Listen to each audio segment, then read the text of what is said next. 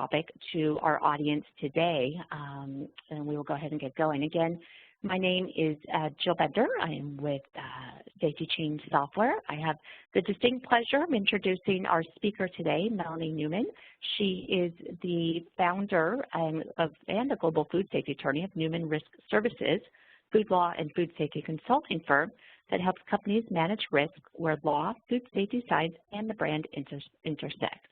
Neumann brings a wealth of experience, 18 years plus, in helping the food and beverage, our industry, understand legal, regulatory, and business risks related to food laws and food safety. So delighted that you're joining us today, Melanie. Thank you so much.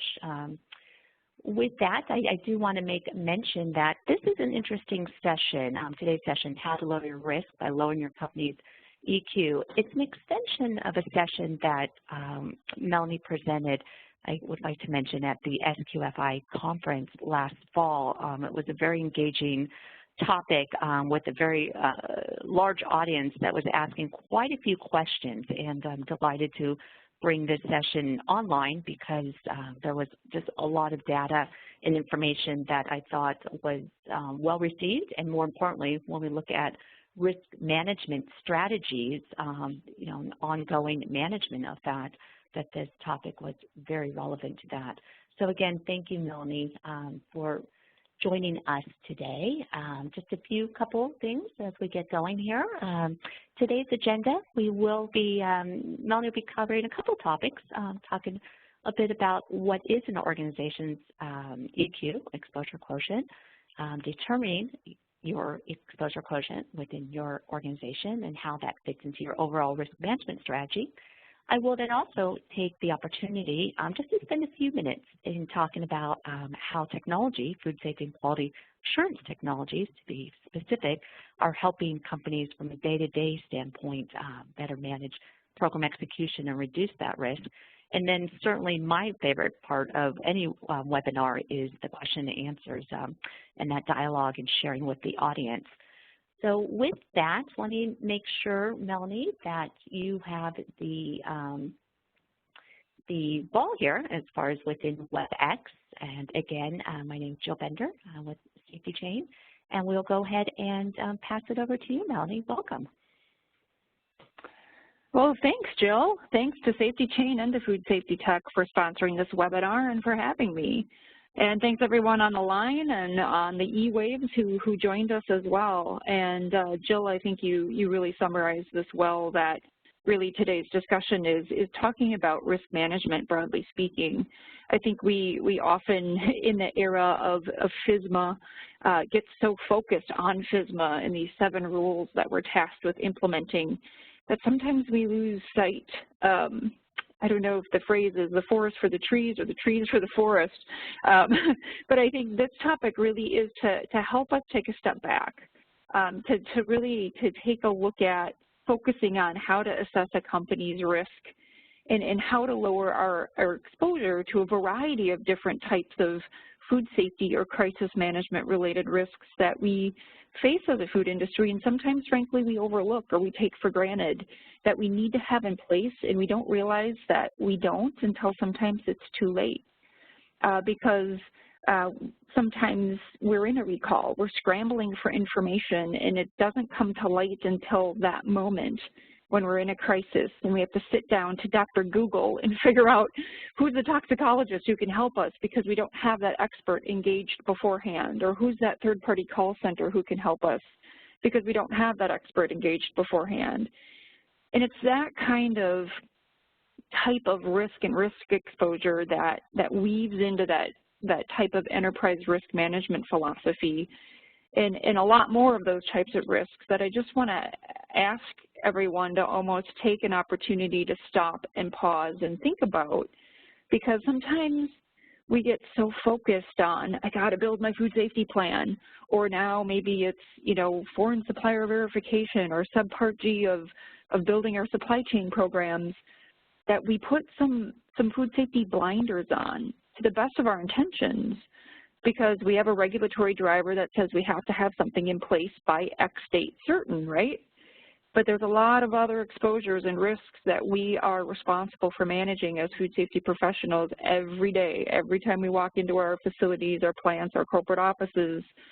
And we need to take a step back and look at that forest of risk and exposure and try to almost quantify what is our exposure quotient.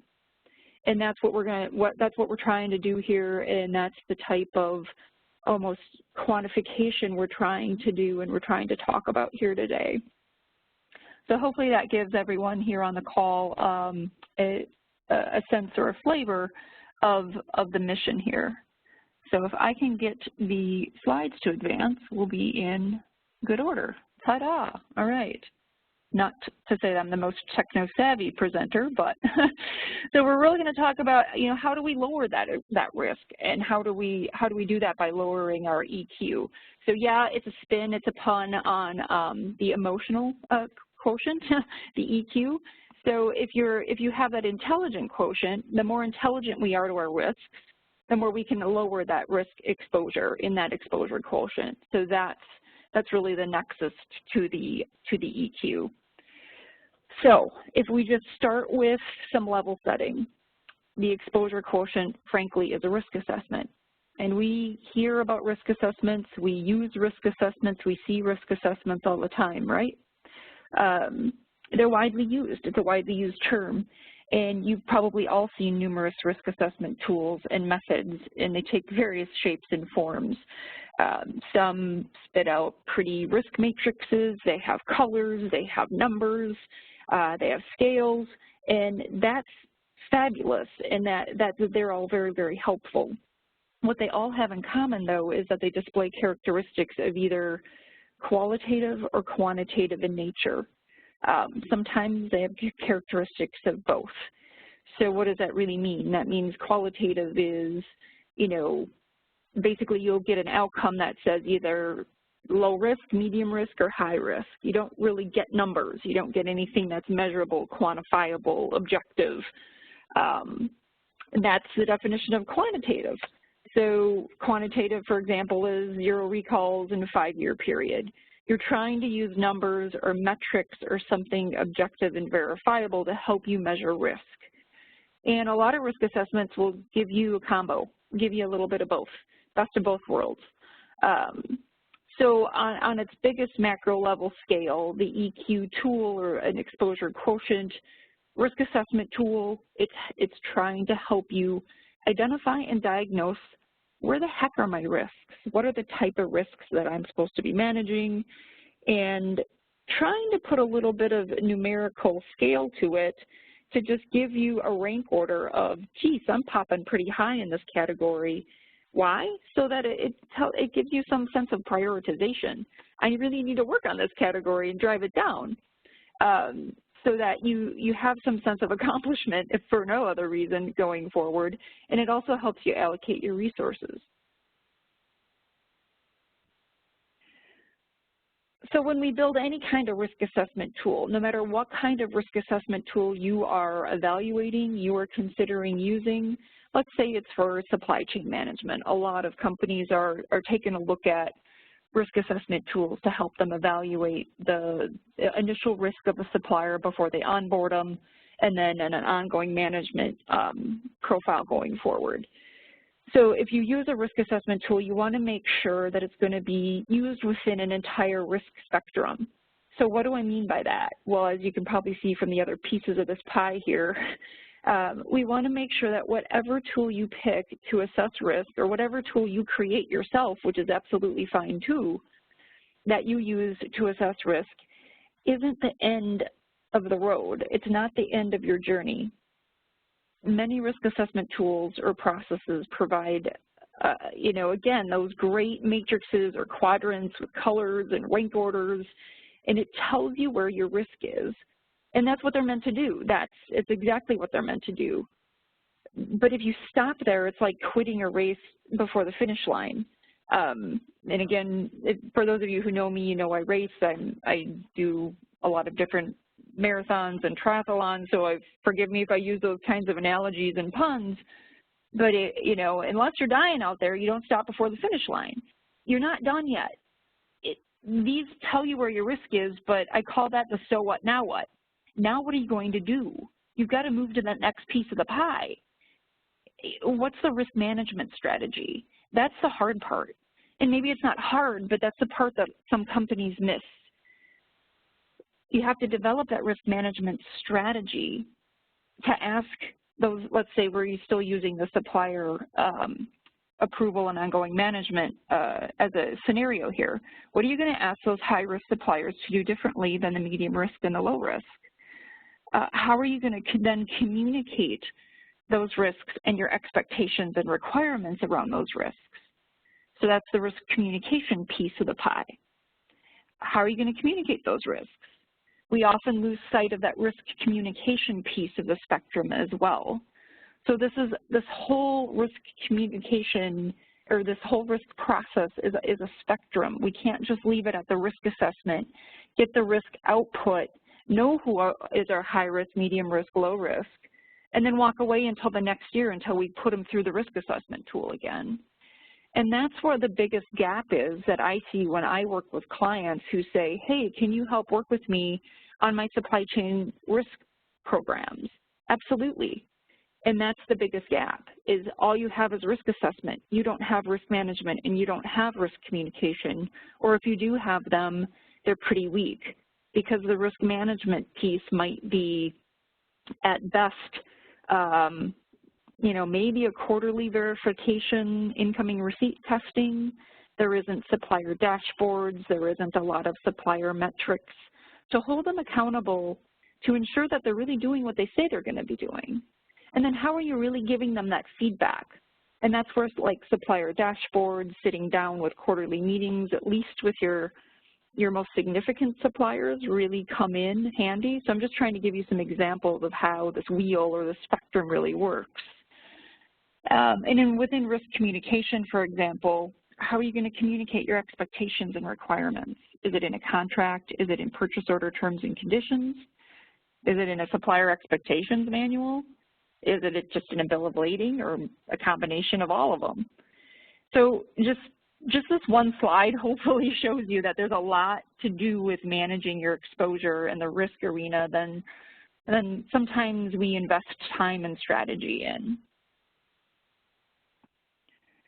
So before we go much further, just give some thought, just hypothetical rhetorical question, give some thought to the type of risk assessments you've seen or you've used or your company uses.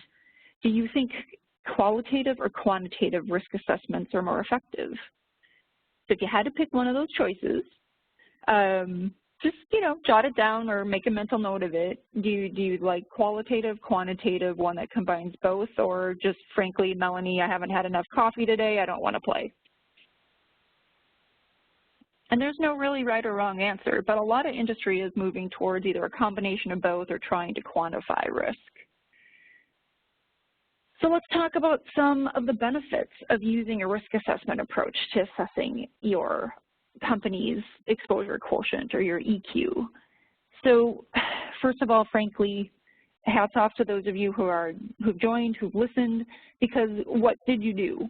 What did you do in this hour? You stopped. You've paused, and you've given yourself an opportunity to do what we frankly in the food industry have very little luxury of, and that's pressing the pause button. It's stopping to just think and think a little bit strategically.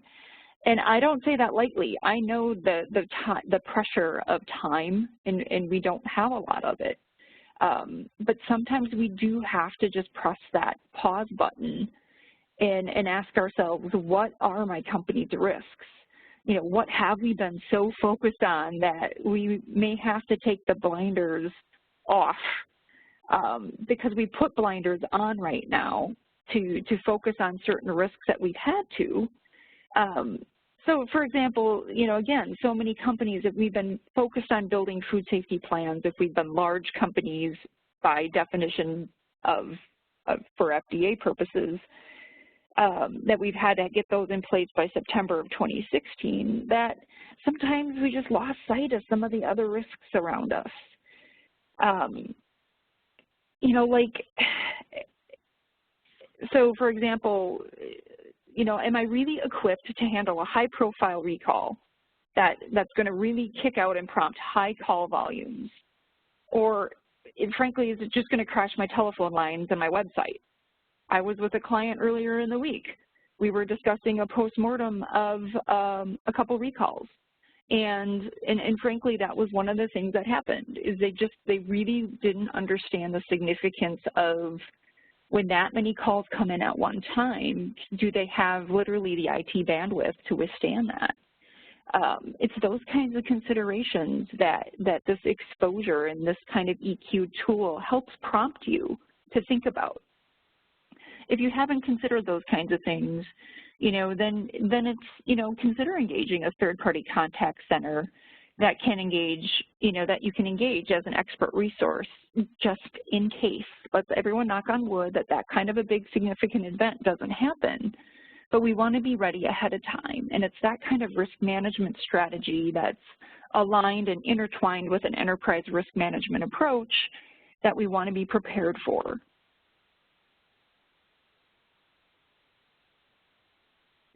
But all this said, the EQ tool, again, it's to help prompt you to think, to prepare, to ask yourself, did I plan for this? Do I have a contingency plan? It's meant to be a diagnostic tool to point out what areas you may not have thought about, or you may have overlooked, you might have neglected, you might have said, yeah, you know what, I know I need to get to that, but then you put it on the back burner and it stayed on the back burner. And when you really put numbers to it and you really try to break down the risk and quantify the risk, you didn't really realize, wow, that risk rated a lot higher than I thought it did when the numerical value hits that risk. So how do you determine it? How do you determine that exposure quotient? Well, the exposures really can be bucketed, in my opinion, into three primary buckets of risk. You could bucket it in 4 or 5 different buckets, however you want to break it down. But really, it seems like anything that can really happen to a business can probably be classified into one of these 3 primary buckets of either business risk, brand risk, or regulatory risk. And that exposes your company, right? It can expose you to financial loss. It could create a public health risk. It could expose you to customer reputation loss, regulatory reputation, confidence reduction, all sorts of types of exposures. So that's the type of thing, that we're trying to control for, we're trying to assess. The internal and external arrows was really in reference to the business type of exposures and risks that are associated with this slide. So internal business risks are the things that, frankly, we have a shot at controlling. They're typically the types of risks that are inside our 4 walls, environmental types of risks that we can control, those types of things. External risks are like our supply chain. Managing our supply chain and managing the upstream supply chain and how much exposure we're willing to bring into our facility, or can we stop that risk at our dock door, for example.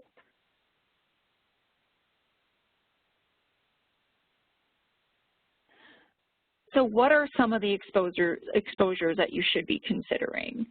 And stated another way, frankly, what are some of the factors that impact your exposure that sometimes we forget about because we're just so focused on the regulatory flavor of the day? Last fall, again, so many of us, we were so focused on the food safety plans, potentially the validations involved and the expectations of the food safety plans, and rightly so. But, we lose sight of some other things because we only have so many resources. We only have so much time, talent, and treasure. Totally get that. I absolutely understand that. But, for example, then companies, we lose sight of things like, what's your rework policy and your carryover practices? How long are you carrying over your rework? I mean, is it week upon week upon week before you have a clean break? Do you ever have a clean break? I still go into facilities to this day who have got just brilliantly written food safety plans, yet they haven't thought about the implications of rework and carryover. And I mean, because that expands the scope of a potential recall so vastly. I mean, has your company done a cost-benefit analysis or break-even analysis? I mean, if you have, then great. You've assessed the risk with your eyes wide open. But if you haven't, that exposure is sitting out there, unquantified, unknown, and you have no idea how much that is going to impact you from, again, consumer health and safety first and foremost, but a financial loss, a customer loss, a regulatory implication. So you've got several factors that, that can impact you that way. And also, there's still facilities out there who, again, brilliantly written food safety plan. I walk around the plant floor and just compliance with basic GMPs are just broken. They're simply foundational, fundamental GMPs just not being complied with. I've been in plants who, again, these plans, they look fantastic, but I go out to the plant floor and the first 8 employees returning from break are walking right by the hand wash stations and walking around the foot foamers. It's, again, when we get so focused on what I call the flavor of the day, and I don't mean that flippantly, I mean that very much we have to comply with these regulations. They're important, they're meaningful, they're going to accomplish good for food safety. I firmly believe all of that, but we can't lose sight of the fundamental GMP and food safety practices and food hygiene practices that have been in place for years. Not to mention the other types of exposures and risks that as a food safety professional we're a part of. Do we have a business continuity plan? Maybe that's not your primary role, but it's a discussion that maybe you should have with your risk management team. And how do you fit in? What happens if the plant who makes your signature primary best-selling SKU gets wiped out because of a flood or a tornado? This week, California was having epic rain. And, clearly one of those production facilities out there could very well be impacted by flooding.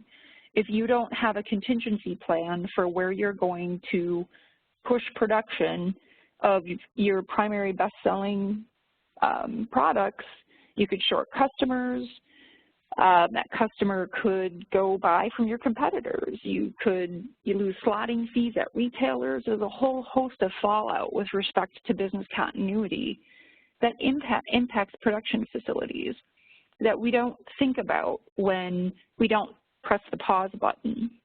And we don't think about the other exposures that are that one layer out, if you think of concentric circles, that one layer out of risk and exposures.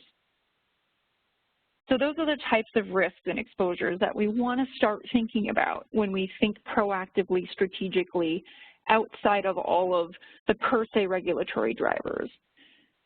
But that said, there are several factors within the regulatory risk bucket and the legal risk bucket that we still need to focus on. So, when we talk about this bucket of legal and regulatory risks, clearly we're facing an era of increased litigation by various different groups, consumer advocacy groups, competitors, just the one-off individual plaintiffs, and of course class actions are, have been prevalent and still will be. And then we have this phenomenon of the Department of Justice teaming up with the FDA on increased criminal and civil investigations as well. And we still have the ongoing compliance requirements, of course, for all of the different FSMA rules that might apply to you. Trying to understand and grapple the differences between HACCP and the food safety plan, how that aligns and juxtaposes with your GFSI schemes. And then, even USDA is going through some fundamental changes in regulations as well. And, the increase of 483s or nonconformity or NRs with USDA as well. And then we have the changing science with the impact of whole genome sequencing, the use by regulators and CDC, and how does that really impact us? How are we going to use that as an industry? Because frankly, it equates to the greater capacity to link the food plant, to the illness in the patient. And then that's causation. I mean, that's kind of the verdict, voila, fingerprint at the crime scene. And those are the types of exposures that are attempted to be drilled down into this type of EQ risk assessment tool. So this is an example of a legal or a regulatory type of question in the EQ tool that addresses this type of bucket of a question. So when you're assessing your own company or that of a supplier, so this tool can be used to assess your own risk and or that of your suppliers. This is just one question of many that represents a legal or regulatory compliance type of risk assessment question.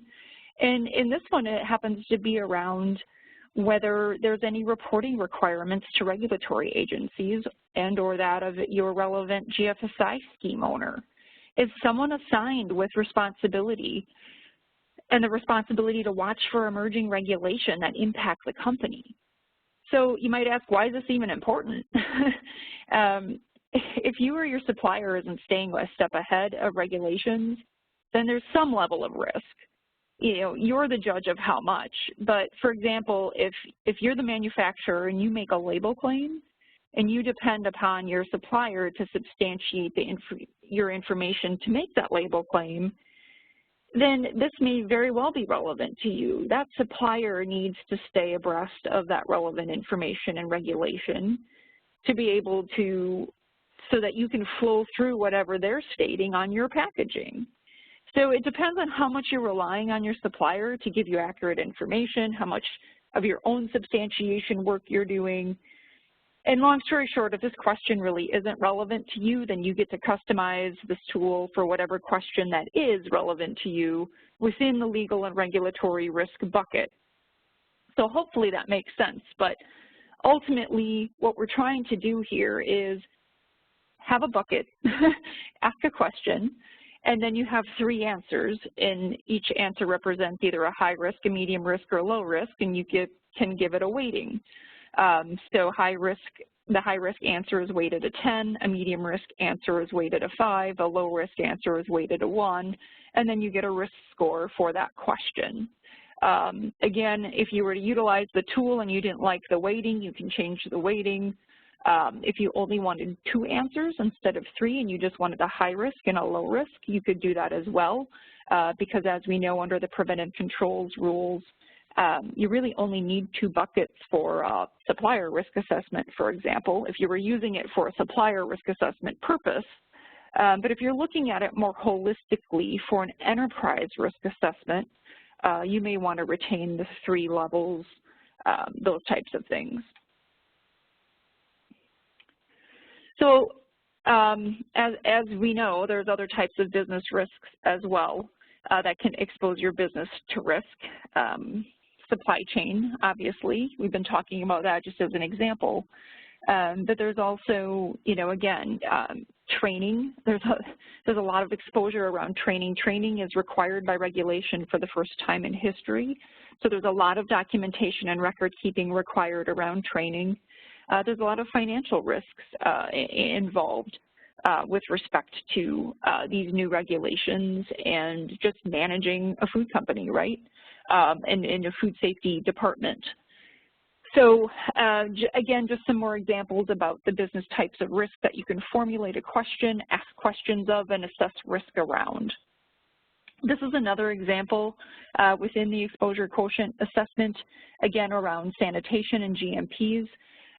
We know with the preventive controls rules now, and especially in light, again, of the new Listeria guidance documents from FDA, just how important sanitation is and how much intersection there is with sanitation and allergen management and sanitation and the environmental monitoring programs that we have in our facilities. So asking good solid questions around risk assessment and risk management of how robust are our cleaning and sanitation programs becomes very important. So again, this is just an example question around assessing risk on cleaning and sanitation. Again, it's not so much around showing you the question and the potential answers as it is saying if you don't like it, you can customize it, but it's highlighting that it's an area of risk that we sometimes don't go back and address to ask ourselves how robust is our sanitation program. how much is it interfacing and relating with our environmental monitoring and our allergen management programs? Have we revised it post-FSMA? Asking those types of questions is what's really becoming important. Another example, this one's around supply chain. How much am I using a single or a sole source supplier?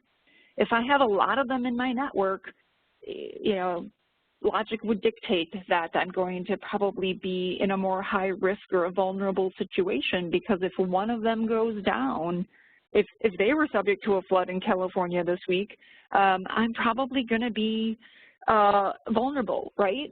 So if I don't have a backup,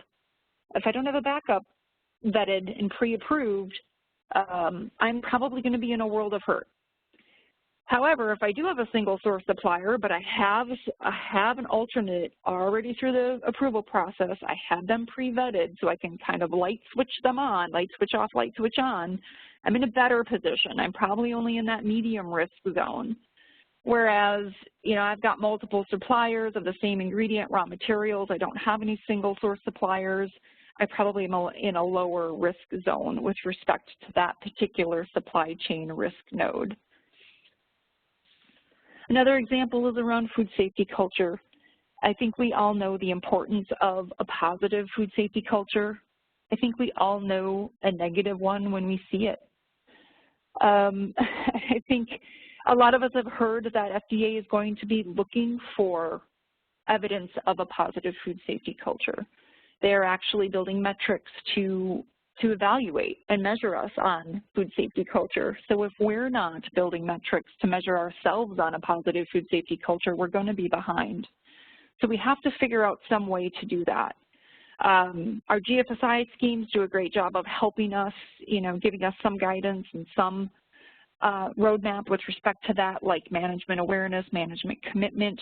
And this is just one aspect that kind of merges the realm of FDA, my own personal observations, GFSI schemes as well, as far as what to be looking for. But again, if you don't like it, you can customize it, but just don't overlook it because, again, you can have the most well-written, brilliantly written documentation, programs, food safety plans, but if a regulator, an auditor, even someone like me who's just trying to come in the spirit of continuous improvement comes in to help, we can sniff out a poor food safety culture pretty dang fast. It doesn't take a rocket scientist. So it's better if you go find it first and try to find ways to improve it. And it's, you know, can you turn the Titanic around overnight? Turn it, you know, overnight? No, you can't. But there are ways in which to improve it.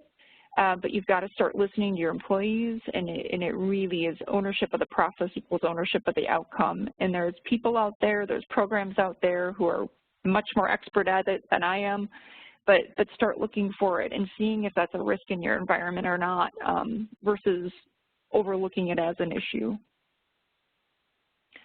Brand reputation risks. This is another bucket.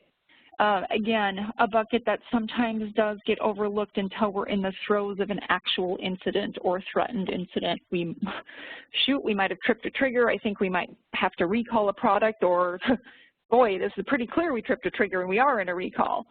You know, do we have a social media strategy? How are we monitoring complaints in the social media realm and world? Are we even doing that? These kinds of things really come to light when we're in the throes of an issue.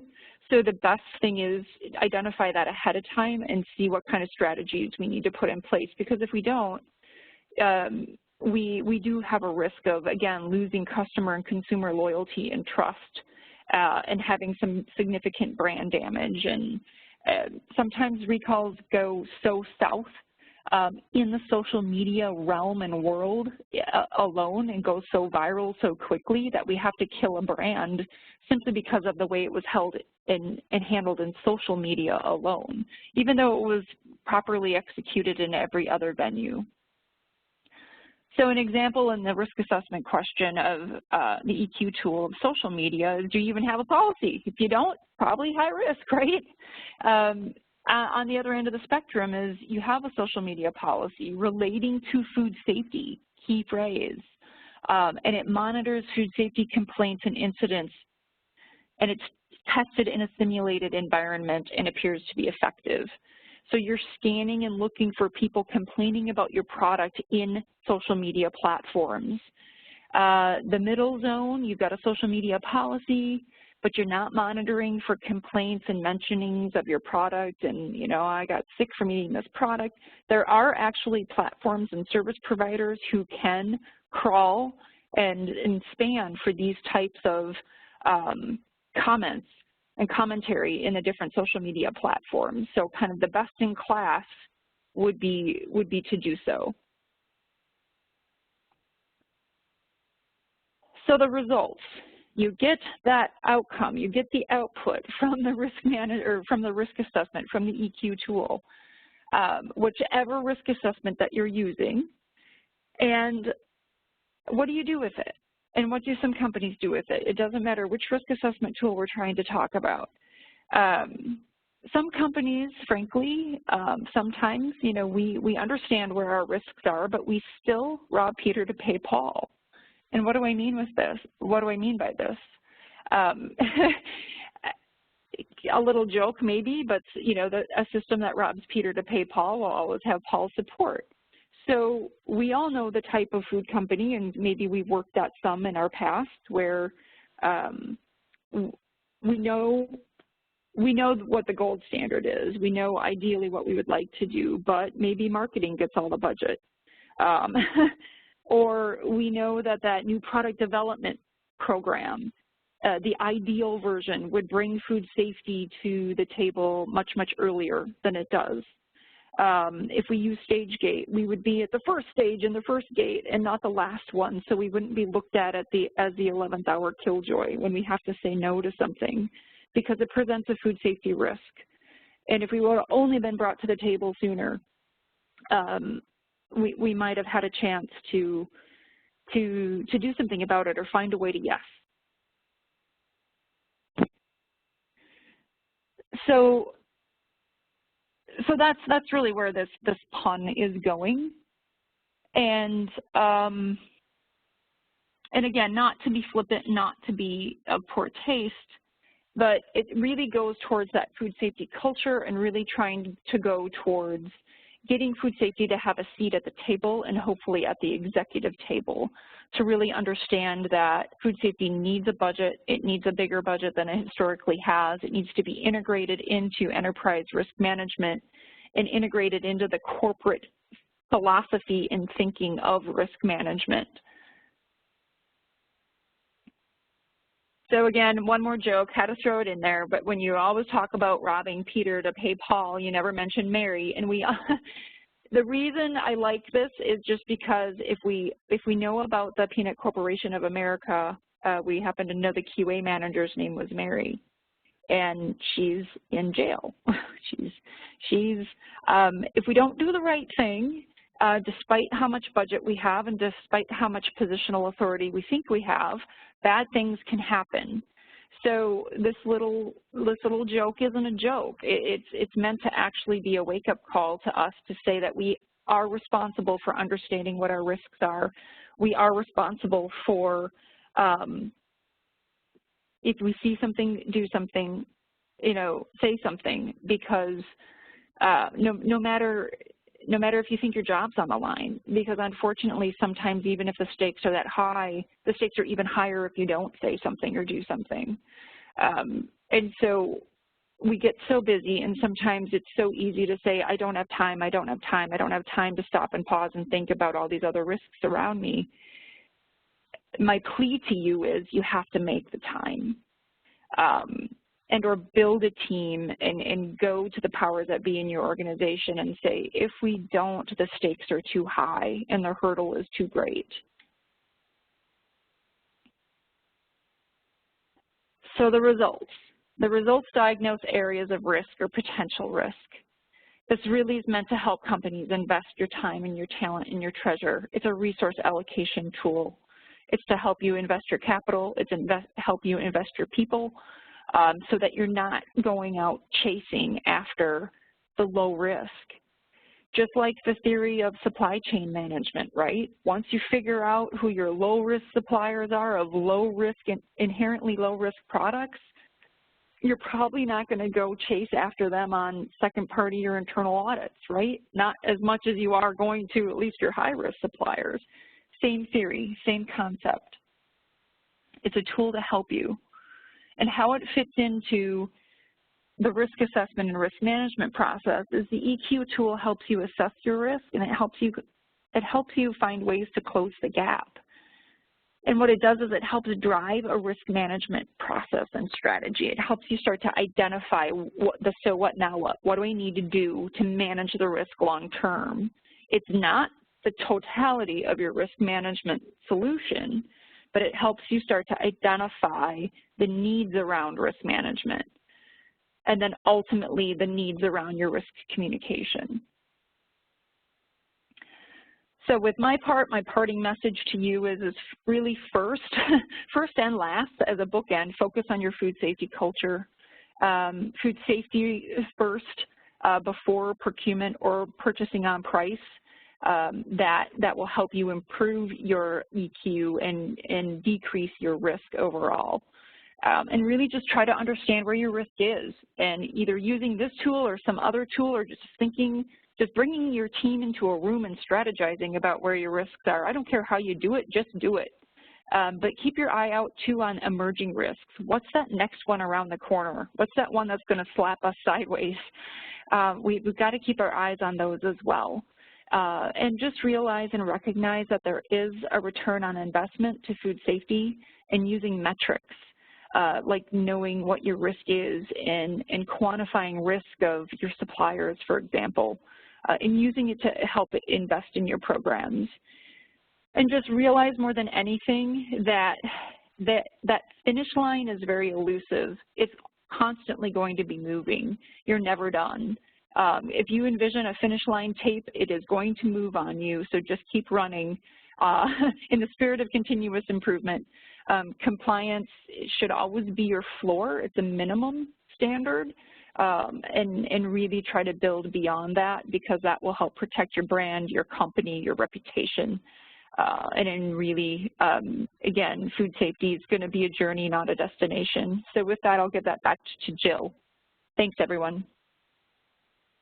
Okay, great. Thank you, Melanie. You know, it's interesting, and I've heard you say this before. I've enjoyed being at many different conferences with you over the years, you know, the race. And I do have this visual of just this ongoing race. So I always think, where's the finish line? But it's almost like you're running a track, right? And then it's sort of an ongoing cycle as your risk spectrum diagram, and noted there. So yes, the ongoing race. So the marathon is not over. So with that, what we're going to do here, and again, there are some questions that have started to come in. This is a dialogue that could take hours and hours and so forth, but I do encourage folks to put some questions in. Some have come in, and we'll address those here in a moment. But I also do want to do a shout out to Melanie. Obviously, wealth of information. I am a subscriber, to her blog, and I encourage anyone on this call to also subscribe, because she does encapsulate quite a bit of what's going out in the news and bringing good strategies to that.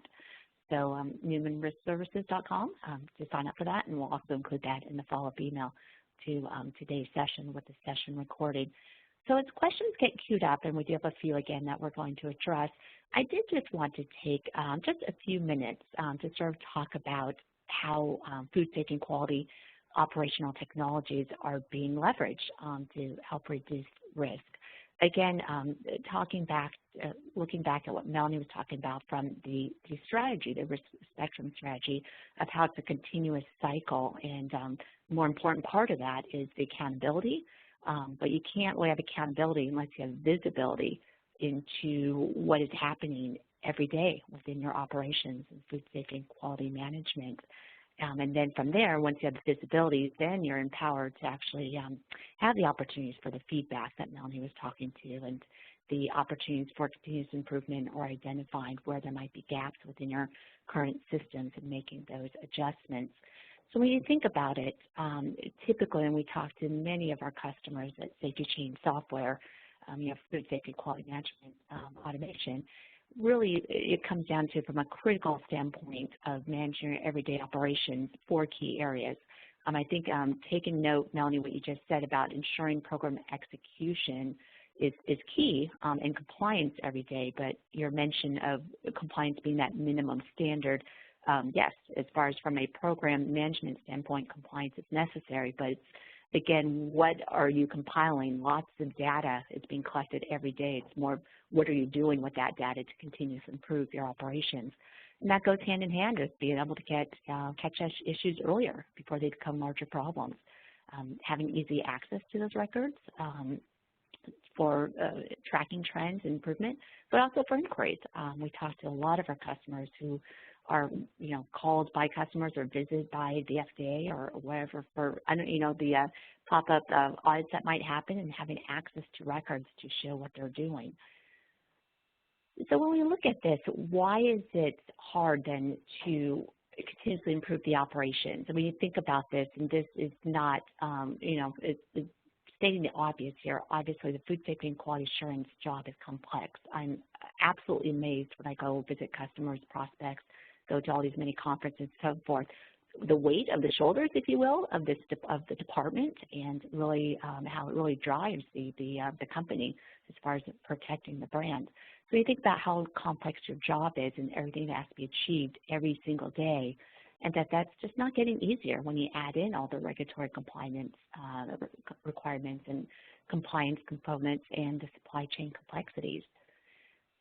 But I think the largest part, and what we find is the hardest part to conquer, really is stating the obvious here, that the food safety and quality assurance simply does not happen in the office. And we know that, right? The oversight program execution takes place everywhere, whether you're in the produce and you're doing pre-harvest inspections, or at the receiving docks, receiving supplies or from your suppliers, or the production cycle, or retailer or distribution. It really is a very thorough process that's not just sitting behind your desk.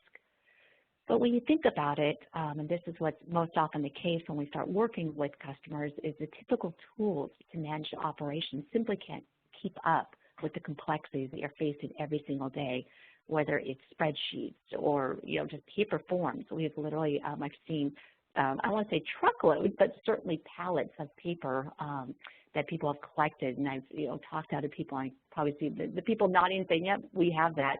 But again, that's all just data that's sitting there that you're collecting, and the challenge with that is you often end up spending a lot of time going after, looking for documentation, not knowing if your tasks and your programs and your requirements are being met. And a lot of times that goes hand in hand with sort of that latent review of the data being collected.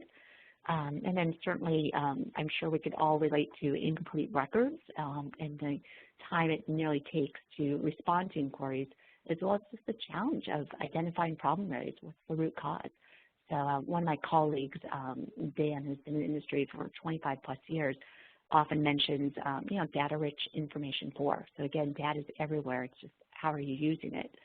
So tying this in with sort of the risk, I think, again, very self-evident. Non-compliance, certainly, that's the bottom line. But more importantly, it does often relate to dollars with line shutdowns or shipping delays or perhaps waste or reworks.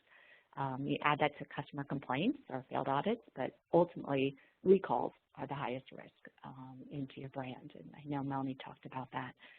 So in tying this sort of back, again, from a technology standpoint, and bring that to the forefront with this industry and the fast adoption of technology, it really does enable you to be more proactive in executing your programs every day. A lot of work and analysis goes into managing your risk spectrum, and having the right tools to complement that really does provide a better result, right? So technologies that can automate your programs to ensure that the execution of those are taking place every day.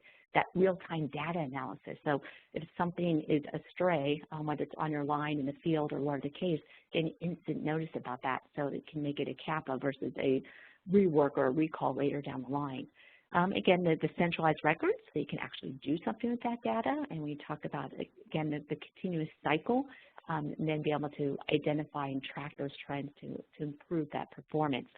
So again, I just wanted to take a few minutes here. I didn't want to take away from the questions that are coming in from Melanie, but I did think that this was important to sort of express in the respect that from a risk management standpoint, and tying back to what Melanie was saying, is that it is an ongoing cycle, and having the ongoing investment of time, a lot of the components I know that Melanie was talking about is time and resource allocation, but it's also that investment in tools to make your teams more successful. And we are seeing adoption of technologies like safety chain softwares more rapidly now as the risk and the recalls and everything's much more prevalent out there. I think even 4 or 5 years, we can agree that it wasn't out there in the news as much, and certainly FSMA has brought in heightened awareness of this, but having been in this industry for quite some time as well, I know it's just something that's always been an issue, it just wasn't always out there. So with that, I'm going to go ahead and answer, put out a few of these questions that have come in. Melanie, you're still there, I presume. Thank you so much that have come in, and we'll go on from there. So Melanie, one question. Well, this would be the most obvious one. I should have mentioned this at the beginning, is your EQ tool. Is that available? Short answer is yes, it is. You can reach out to me and happy to explain it to you and go from there. Okay, great. And again, I know when you were talking about that last fall at the SQFI conference, that was a question many people came up to you. But again, having an invaluable tool like that to help this ongoing raise is important. Another question that came in, you mentioned the question or risks in the tool are not exhaustive. What are some of the other types of risks companies are concerned about and are adding into the tool? Oh, that's a really good question. Whoever asked that question, thanks for asking it. So it's things like, and maybe I mentioned it during the talk as well, but business continuity. Do you have a business continuity plan? You know, again, if that one, you know, flagship plant goes down, what are you going to do? Can you transfer production, or are you going to short a bunch of customers? The social media plan. How are you going to handle that? Do you have a social media policy? Do you have a, you know, the designated spokesperson in your facility who's going to speak on behalf of major incidents and critical incidents? It's kind of the little things that sneak up on us, Jill, as well. So things like, you know, sanitary design approvals, for example. So some companies, they'll require, they'll have a great policy where it'll say, well, hey, food safety, you know, we'll sign off on new equipment installation. And I'll be like, that's fabulous, that's great. Do you get a say on approving new equipment before it's purchased? Do you get to go with, you know, procurement or engineering when they go buy a piece of new equipment before they buy it? Oh, no. Well, wouldn't that be even better? Would that be a good to great step to have food safety be a part of the process to assess, is it even cleanable? Is it of sanitary design? I've had a client who bought a very, very expensive oven to make bakery goods, and it turned out to be uncleanable from a particular allergen protein perspective. And it, you know, it's those kinds of challenges that if, you know, the sooner you engage food safety and it becomes a part of a process and a sign-off, the more systematic it becomes and just a part of the routine operations of a business it becomes. It just becomes a part of the fabric of risk management. So while having food safety be a part of the installation and implementation process and sign-off is very good, great would be having them be a part of the acquisition process to say, don't even buy it, we can't clean it. Mm-hmm. That makes sense. I like that analogy. Pretty straightforward analogy there. Well, and thinking about that, and one thing you just mentioned is, and another question that came in reference to that, when you think about sort of part of the process, the making from a systematic review, I know within, for instance, food safety plans, this person was mentioning, that certain GFSI schemes require the review of food safety plans. With this tool and the risk management spectrum, how often do you recommend that the evaluation takes place? That's a really good question, Jill. So yeah, as you mentioned, technically by regulation, the food safety plan is required to be reanalyzed once every 3 years or sooner if there's a material change in your operations, if you've added a new hazard, you've had a recall. So there's other triggers that might prompt an earlier reanalysis. That said, again, if we're kind of using this good to great analogy, and I'm a big fan of that book, even though it's rather dated, I don't think that the concepts or the material in it are dated, I would recommend to still conduct a reanalysis once per year. That's kind of the HACCP way. And I do think it's really good for the teams to keep it refreshed, keep it top of mind, make sure things are still working, flowing, right, accurate, that type of thing. And a lot of times, my phrase, seats on the bus change. There's probably new players on the food safety team. There's a lot of attrition in this industry, right, wrong, or indifferent, or promotions or things like that. So it's a good training opportunity to do a reanalysis once per year, even though by regulation, technically you don't have to do it, but once every 3. Great. And again, the difference between the minimum standard versus the best practices protocols that you recommend. Bingo, correct. Yeah, no, absolutely. A couple other questions, a little bit broader, but knowing your background, I know you'll have thoughts around them, so I'll go ahead and put those out to you. One is just in reference, and I think it'll be interesting. It talks about how prepared are suppliers to provide the information needed to comply with all the risks associated with their ingredients. And, I looked at that question and go, that's a good question, but almost a question that the companies introspectively should be asking, correct? Or can you give your thoughts on that question? Yeah, I'm doing a lot of work with companies on the supplier approval process and just kind of supply chain control programs in general. And what we're seeing, just based on what I'm seeing within that work in that realm, it's a great spectrum of variability. Some suppliers are very knowledgeable on the risks associated with the inherent risk profile of the product that they're supplying, and others have very, very basic information. They can barely, fill out the basic, page 1 of the supplier questionnaire form that just, says their name and address of their facility. So, it really does vary. The onus is going to be on the manufacturer using that ingredient, and there's a lot of good resources out there to help that manufacturer of the finished product get some information about what are the inherent risks of that ingredient, and try to measure, quantify, gauge what is the totality of that risk to help you do that risk assessment yourself if you can't rely on the supplier to give you all of the information you need to weigh the risk.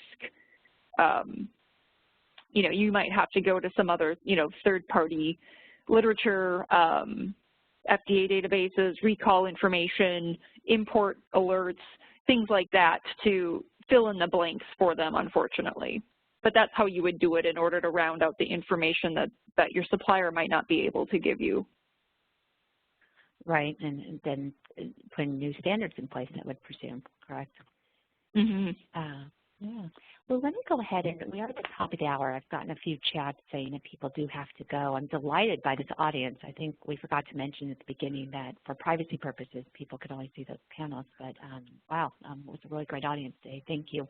There was, I'm just going to throw one more question at you, if you don't mind, because I think it's a good sort of rounder for this topic. But before I do that, just a reminder to those still with us, again, thank you for joining us. The session recording will be sent out next week.